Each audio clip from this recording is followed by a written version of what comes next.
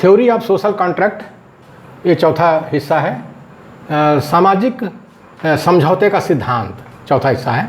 The theory of Rousseau, the popular government supports the direct democracy specially, direct democracy specially.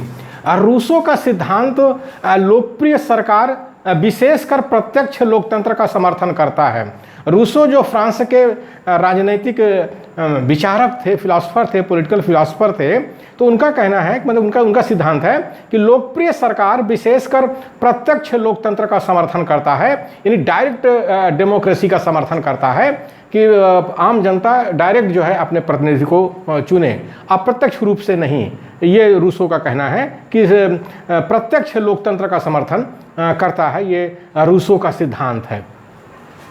Each of us puts his person and all his power in common under the supreme direction of the general will, and in our corporate capacity we receive each member are an individual part of the whole।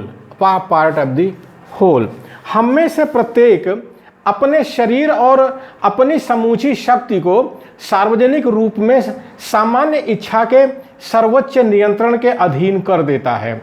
हम में से प्रत्येक, और अपनी सामूहिक सत्ता में हम हर सदस्य को समष्टि के अविच्छिन्न अंग के रूप में पाते हैं। हम हर सदस्य को समष्टि के अविच्छिन्न अंग के रूप में पाते हैं। इसका मतलब हुआ कि हम में से प्रत्येक अपने शरीर और अपनी समूची शक्ति को सार्वजनिक सामान्य इच्छा, जो सबको मिलाकर के जो जनरल विल बनती है, सामान्य इच्छा बनती है, उसके नियंत्रण में हम अपने को कर देते हैं, हम सारे लोग।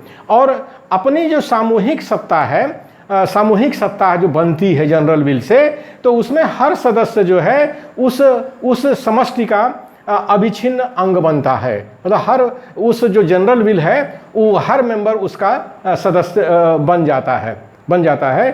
तो इस तरह से रूसो कहते हैं, इसका वर्णन करते हैं डेमोक्रेसी का, कि कैसे डेमोक्रेसी में जनरल विल बनती है, सब लोग मिल करके एक सामान्य इच्छा जनरल विल बनाते हैं। Obedience to a law which we prescribe to our self is liberty. Rousseau यही कहते हैं कि ऐसे कानून को मानना जिसे हमने स्वयं अपने ऊपर लागू किया है, स्वतंत्रता ही है, लिबर्टी है। मतलब लिबर्टी की परिभाषा में उन्होंने दिया है कि ऐसे कानून को मानना जिसमें हमने स्वयं अपने ऊपर लागू किया है, हम सब लोगों ने मिलकर के अपने ऊपर लागू किया है, वो लिबर्टी है, स्वतंत्रता ही है। Rousseau neglects the possibility of atrocity done by majority. This fear of modern democracy was solved by J.S. Mill। Rousseau बहुमत के अत्याचार की संभावना को भूल जाते हैं, जिसकी आशंका आधुनिक लोकतंत्र के बारे में J.S. मिल ने पूरी की है। जैसे आज हम भारत देश में देखते हैं, 2020 में देखते हैं कि बहुमत से जो सरकार आई है, हमारी मोदी जी की सरकार आई है, तो उसी सरकार में ये SC ST OBC माइनॉरिटी सभी पर तो अत्याचार हो रहा है। तो एक मेजॉरिटी गवर्नमेंट है, किस तरह से हर वर्ग पर, हर जाति पर वो अत्याचार कर रही है। रूसो इसको भूल जाते हैं, लेकिन J.S. मिल ने इस आशंका को दूर किया है, अपने सिद्धांत में J.S. मिल ने दूर किया है, यानी जॉन स्टुअर्ट मिल ने दूर किया है। The result of opposition of the government may be converted into civil war. सरकार का विरोध करने का परिणाम गृहयुद्ध हो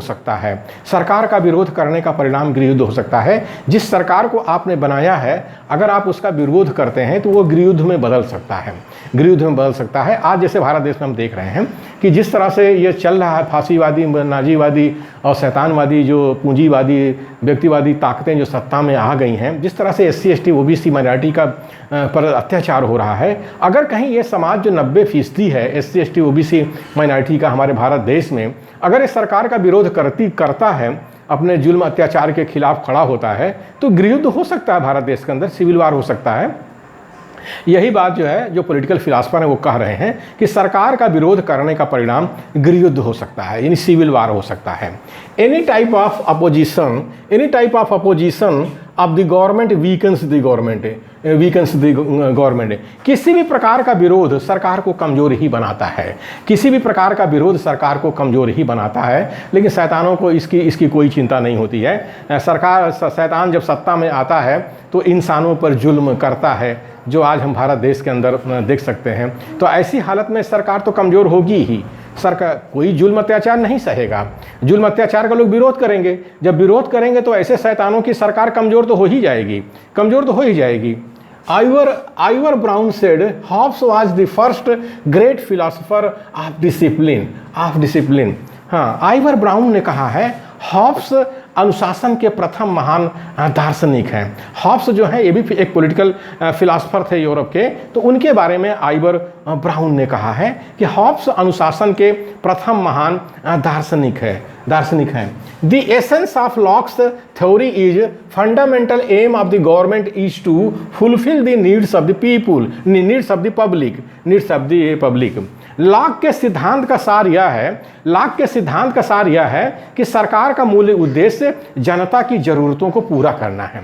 सरकार का मूल उद्देश्य जनता की ज़रूरतों को पूरा करना है, ऐसा लॉक का सिद्धांत है। लेकिन भारत देश में आज हम क्या देखते हैं 2020 में, जो भारत की सरकार है, जो नाजीवादी फासीवादी है, जनता की ज़रूरत को कहाँ ध्यान में रख रहे हैं। आज जनता में बेरोजगारी फैली हुई है, नौजवान बेरोजगार हैं, वो थाली पीट रहे हैं, जुलूस निकाल रहे हैं। लेकिन सरकार जो है निजीकरण कर रही है, सरकारी संस्थानों को बेच रही है। जिन सरकारी संस्थानों में सबसे ज़्यादा नौकरियां थीं, जैसे BSNL है, यानी टेलीकॉम की कंपनी है, रेलवे है, इसी तरह से भेल है, सेल है, इसी तरह से माइनिंग है, यहाँ से सरकार की सबसे ज़्यादा नौकरियां हैं और सरकार इसी का निजीकरण कर रही है। तो ऐसी हालत में सरकार का जो मूल उद्देश्य जनता की ज़रूरतों को पूरा करना है, आज हम देखते हैं हमारे भारत देश में नहीं हो रहा है। ये भारत देश में नहीं हो रहा है।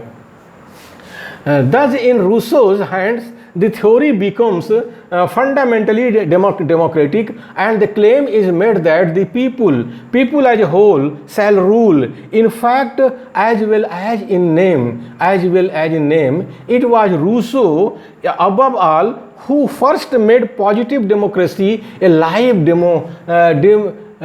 doctrine in the world of politics। कोले साहब कह रहे हैं। इस तरह से रूसों के हाथ में यह सिद्धांत मौलिक रूप से लोकतंत्री हो जाता है। इस तरह से रूसों के हाथ में यह सिद्धांत मौलिक रूप से लोकतंत्री हो जाता है, कोले साहब कह रहे हैं। और इस बात का दावा करता है कि जनता सैद्धांतिक रूप में ही नहीं, वास्तविक रूप से शासन करेगी। रूसों ने ही राजनीति के संसार में लोकतंत्र को एक सजीव सिद्धांत का रूप दिया। रूसों ने ही राजनीति के संसार में लोकतंत्र को एक सजीव सिद्धांत का रूप दिया, ऐसा कोले साहब कह रहे हैं।